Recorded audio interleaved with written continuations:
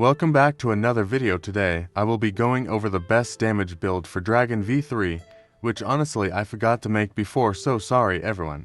But before we get into the video, make sure to like and subscribe. Since most of you are not even subscribed, so click that subscribe button. It will motivate me to make great videos and help my channel grow, so it would be very much appreciated. Anyways, with that out the way, let's get back into the video. Okay, I know this video a little too late to be uploading, and the reason is I thought I already uploaded this video, but turns out I haven't, so making it so I can apologize for messing up. Anyways, now I am going to show the best build possible in this current update of a one-piece game. Starting with the race, which is Perfect Lunatrix, and this can be obtained from talking to trainer with Lunarian race and 100,000 gems. Then talking to trainer again with Buccaneer race equipped with another 100,000 gems to get the race. The Perfect Lunatrix race provides a damage buff of 2.45 times more damage, which is currently the best damaging race in the game. An easier alternative to this is the Shandian race from race rerolls, which gives a times to damage buff, which is almost as good. Okay, now moving on to the titles. The best title for this build will be Hero of the Marines, which can be obtained through title spins in the menu and is one of the hardest titles to obtain in the game. This title provides a damage buff of 3.2 times and is the current strongest title in damage buffing for fruits. An easier alternative is Sun God, which provides 3 times fruit damage and can be obtained through challenge raid farming and does an equal job. Life on the Edge would be useful for grinding and is the one I use as it provides double damage and double luck boost, which has been helpful in grinding most things in this game. Moving on to support styles. The best support style, and also probably one of the easiest things to obtain in this video, is the Toji support style. The obtainment for this style is get the Heavenly Restriction race and talk to the NPC on Jujutsu Island and get 3 items in the dungeon to unlock all 3 modes, and make sure you unlock the Inverted Spear of Heaven mode, as it is the strongest. The support style provides a damage buff of 2.5 times and is the current best support style in the game, with no alternatives that come close to it. Moving on to the fighting styles. The best fighting style in the game is the Ultra Instinct fighting style with the Mastered Ultra Instinct mode, which can be obtained in the Multiverse Sea on the Plains Island. The requirements are talking to God of Destruction, NPC, with 3 items from the dungeon, and then talking to the Wise Angel, needing 1 item from the dungeon, and completing Observation Haki Dodge quest. This fighting style gives a damage buff of 2.5 times, and besides from being the best fighting style, it also gives you island teleportation, which is so useful using instant transmission. An easier alternative is Sukuna King of Curses, which is a lot easier to obtain than Mastered Ultra Instinct, but not as overpowered. Helpful to boost damage though.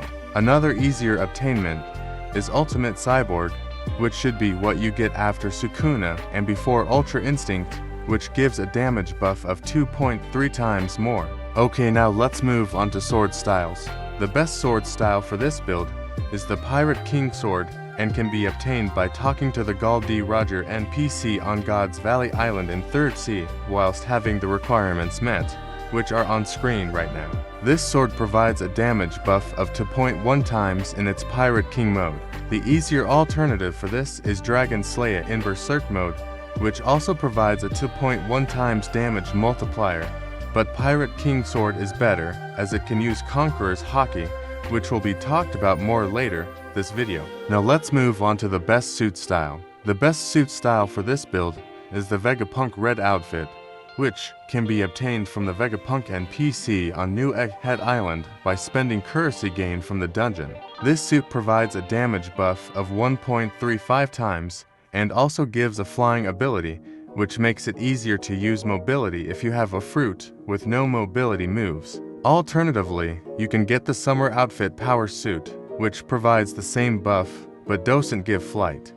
It is easier to get and can be obtained as a drop from the summer raid. Now moving on to the Haki. So the best ornament Haki is Final Buso Haki, which can be obtained by speaking to the Buso Master on Future Island and meeting the requirements. the final boost, so Haki provided a damage buff of 3.7 times, which is the highest multiplier we will see this video. Now I am thus going to throw in the final Ken Haki requirements, as it is very overpowered, having basically unlimited dodges pairing it up with mastered Ultra Instinct. So here is the requirements on screen. And the best Conqueror's Haki for damage is Final How Haki, which provides a 1.2 times damage buff and can be obtained and upgraded up to level 3.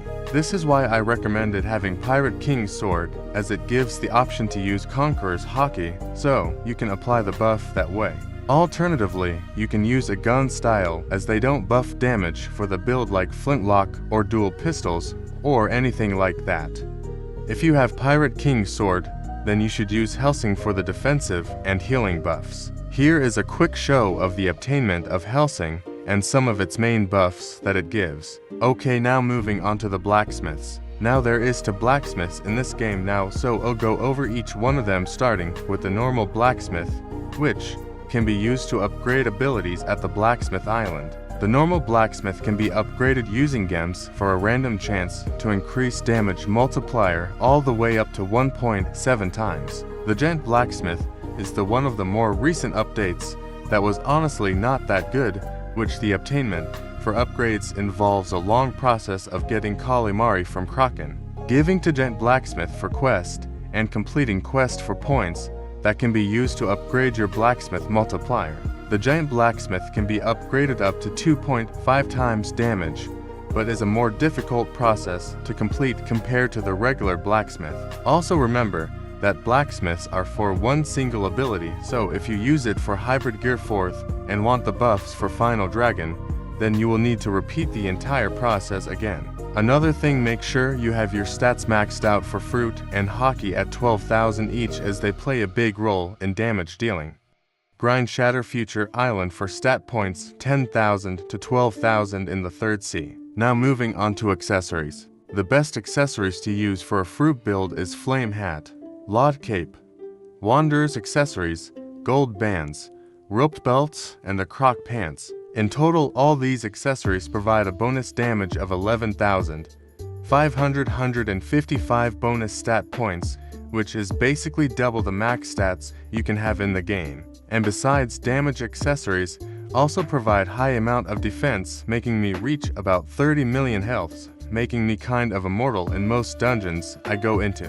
And that is the entire fruit build. Here is a quick summary and checklist for those who need it. Pause or screenshot, or maybe both, whatever you want to do. This video took me a very long time to make, so a like and subscribe would be very appreciated. Obviously tomorrow I'll have a video on the upcoming crossover update in a One Piece game, so stay tuned for that. Anyways, that's it for this video. Comment below if you need help, and make sure to like and subscribe, and I will see you guys in the next one. Never see it come down.